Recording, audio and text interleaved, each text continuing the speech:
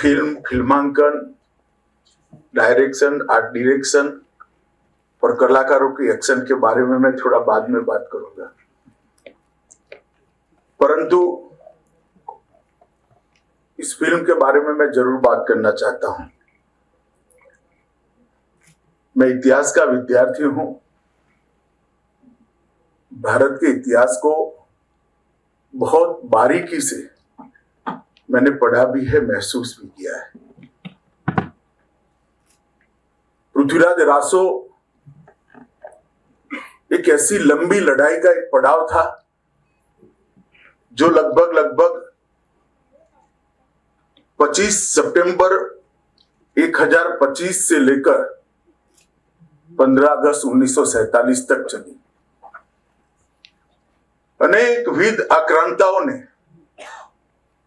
हमारे मान बिंदुओं की, हमारी सीमाओं की, हमारी संस्कृति पर आक्रमण भी किया, कई बार परास्त भी हुए। परंतु इसके सामने की लड़ाई हिंदुस्तान की धरती ने कभी खत्म नहीं की। कभी कोई पृथ्वीराज बनकर लड़ा, कहीं कोई भीमदेव बनकर लड़ा, कोई सिंह दे राजा दाहिर बनकर लड़ा, कोई कश्मीर के अनंतपाल लड़कर पड़ा। ये सब ने लड़ते लड़ते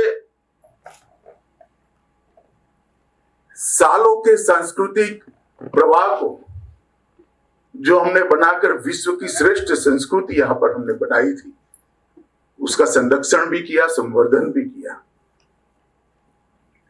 और जो आक्रांता विश्व भर में कभी पराजित नहीं हुए थे, उन्होंने स्वयं स्वीकार किया कि हम गंगा जमुना के मुहाने पे आकर डूब गए, वो हमें परास्त नहीं कर पाए।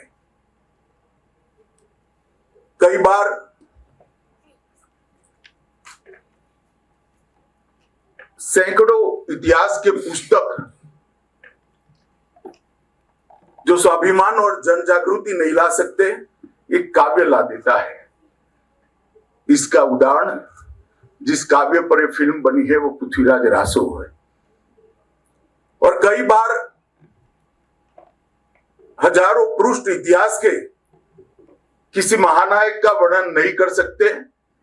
2.5 घंटे की फिल्म वो महानायक को फिर से जनमानस के अंदर महानायक करके प्रस्थापित करती है। और इसका उदाहरण सम्राट पृथ्वीराज है। सम्राट पृथ्वीराज न केवल मातृभूमि के लिए लड़ने वाला एक योद्धा की कहानी है, सम्राट पृथ्वीराज हमारी सांस्कृतिक ऊंचाइयों का परिचायक भी है। आज जब बात करते हैं स्त्री के स्वातंत्र की, स्त्री के एम्पावरमेंट की, विमेन एम्पावरमेंट की बात करने वालों ने पृथ्वीराज जरूर देखना चाहिए। मर्यादा के चौखट के अंदर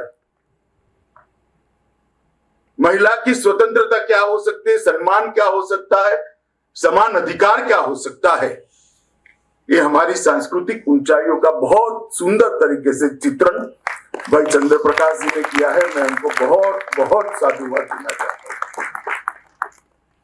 पृथ्वीराज कहानी एक ऐसे योद्धा की है जो अफगानिस्तान से लेकर दिल्ली तक एक एक इंच जमीन पर हुए, एक एक इंच जमीन पर लड़े।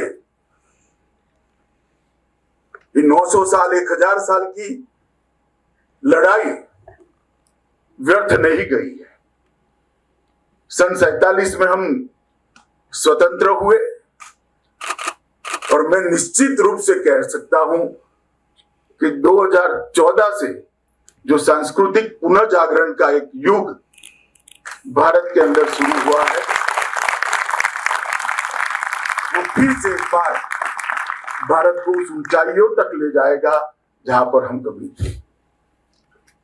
अनेक विध कठिनाइयों के पार करते हुए भारत का गौरव, भारत की महानता, भारत की संस्कृति और हमारा स्वधर्म आज फिर से एक बार उस रास्ते पर चल पड़ा है जो सालों पहले हम पूरी दुनिया को रास्ता दिखाते थे। फिल्म की कथा कितनी भी ताकतवर क्यों न हो, अगर उसका दिग्दर्शक इसके अंदर प्राण नहीं फूटता है तो फिल्म कभी भी कथानायक के साथ न्याय नहीं करती है। और अगर इसके अभिनेता अभिनेत्री वो पात्र को अपने अंदर जीवित नहीं करते हैं तो वो कथानायक के साथ अन्याय करते हैं, कथानायक को जीवित नहीं करते हैं, कथानायक को अमर नहीं बना सकते।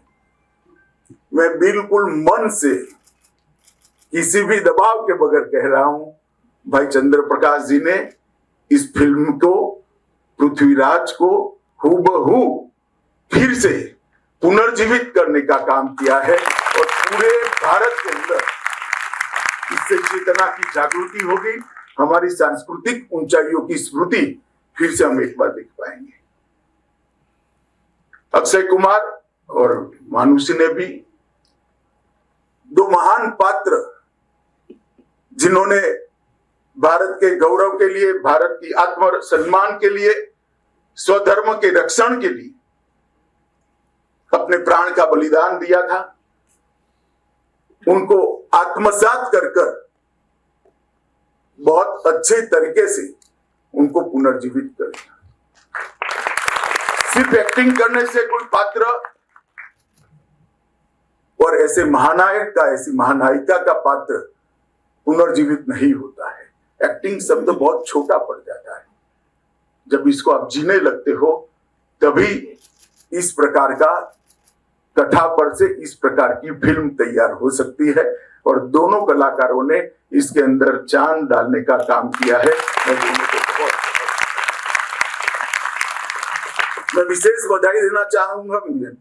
पहले नाम नहीं देख पाया, थोड़ी हड़बड़ी थी और फास्ट भी चल रहे थे नाम, मगर जिन्होंने भी इस फिल्म का आर्ट डायरेक्शन किया है उनको भी मैं साधुवाद देना चाहता हूं, क्योंकि राजस्थान के और दिल्ली के राजाओं की सादगी को जो इतिहास में वर्णित है उसको बहुत अच्छे तरीके से पुनर्जीवित किया है।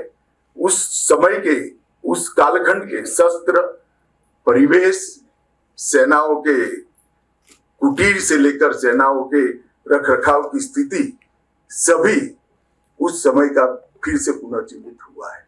आर्ट डायरेक्टर को मेरी ओर से बहुत बहुत बधाई। एक ऐसा क्षेत्र है जिस पर किसी का ध्यान नहीं जाता है, मगर मैं फिल्म सिर्फ देखने वाला व्यक्ति नहीं हूं।